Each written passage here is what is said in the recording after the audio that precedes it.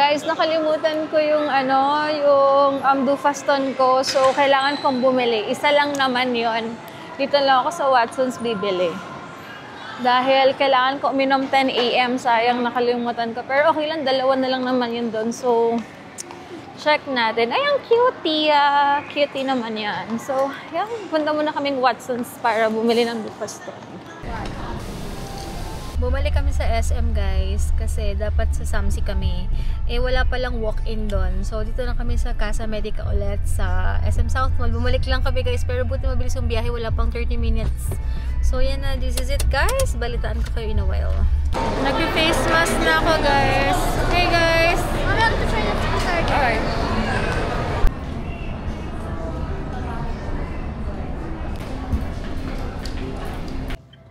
Happy Thursday, guys. It's October 23.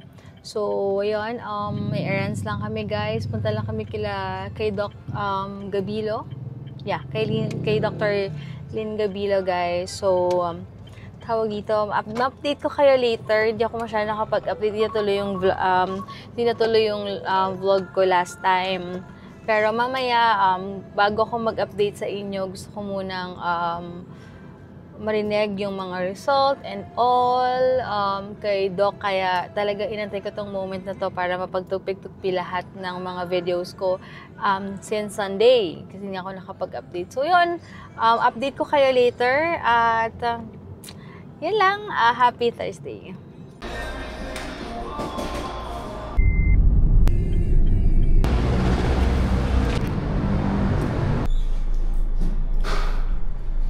Dito kami ngayon, guys, sa Festival Mall kasi wala pa naman si Doc. So, for sure late yon. Kakain muna kami dito sa Crazy Maki. Mag-try lang kami, guys, na tag-dalawa lang kami kasi kumain na kami ng pesto kanina.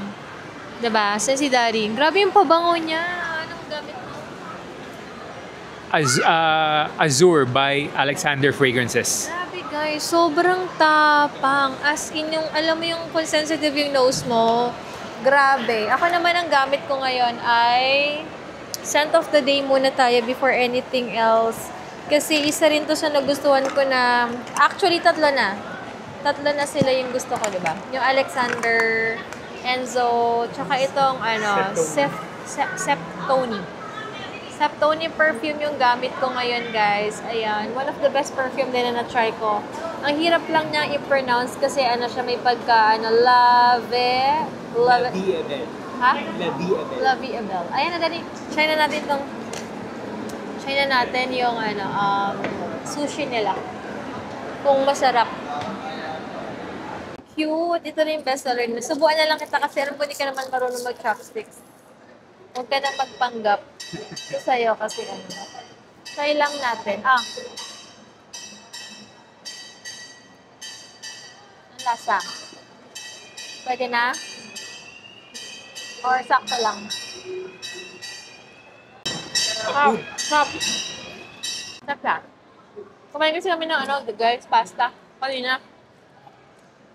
And nagkape na kami. Tapos may bagong bukas na Tidon.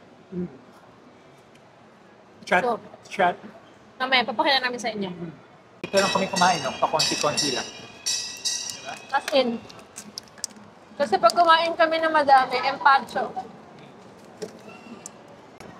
Pero hindi na ako in-empacho ngayon. Why? Diba, maaga na ako kumakain. Ay, as early as 5. Sabi nga napanood sa TikTok. Pag nag-age ka na ng 40, dapat hanggang 5 PM ka lang kakain. Mag-practicein ko ngayon. Till 4 eh. Wala na akong kain. Diba? Kaya nga. Baka naman, mas matagal pa yung pag-prepare ni Kuya sa pagkain. Huwag Jamaican. Huwag na yan. Mamaya. Ikaw po, food trip. Hindi na ako nagugutom eh. Yan guys, try na natin to. May bagong opening. Yan ba yung binibili ko sa Mall of Asia? Hindi na ako pupunta ng Mall of Asia for this. Sakto may mga check-up ako sa mga susunod na buwan. Ang galing, guys! Yung videographer ko naman, effort na effort. Parang gusto ng reward. Kinakabahan ako pag ganyan eh. Go na, dali. Daddy! Go na! Oo eh. Dami inuubo kaya kailangan mag-face mask talaga. Pero may face mask kami guys. Kasi uso na yung mga sakit. Ano si kuya, ubo ko makaubo. Mahina kasi signal sa pwesto nyo eh. No? Pardon. Ito na order? So na guys, punta na kami yan sa Asian. Lately nakakalimutan namin mag-face mask. Pero ngayon, mag-face mask na. Ang gara ng bagong test lang ngayon, no? Guys. Yeah.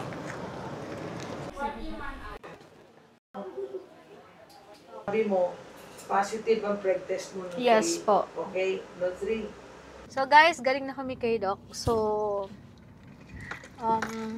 sad news na hindi natuloy yung baby. So, miscarriage na pala rin yung nangyari sa akin nung time na na-ER ako. Pero at least naisip ko na lang guys na at least ginawa ko yung best ko na inumin yung kailangan ko inumin, nagpahinga ako, bed rest ako, at na-take ko yung mga dapat kong i-take na thank you Lord kasi nag-provide siya for that. Kasi alam naman natin, Dufaston plus yung isang ini-insert, hindi talaga siya madali. For 2 weeks, grabe yung gastos guys. Pero okay lang, but thank you po so much sa lahat ng prayers nyo, sa lahat po na nag-congratulate sa amin. At so happy naman ako na okay na rin, na happy ako dahil alam ko na meron mas better plan si Lord. May marami kaming natutunan for 2 weeks na nag-rest ako, na yung journey na to. Sobrang dami namin natutunan, even kay Hugo, kay Daddy, at sa akin. Ang dami talaga guys. So I'm so happy pa rin at grateful na kahit papano, 'di ba guys, healthy tayo. Like I'm okay, nakapag-live ako. Pero yun nga, so may suggest may suggest sa akin si Doc na if ever na gusto kong mag-family planning talaga na mas safe, ayun. So, update ko kayo about that. But for now, yun lang guys. Tuloy lang ang buhay.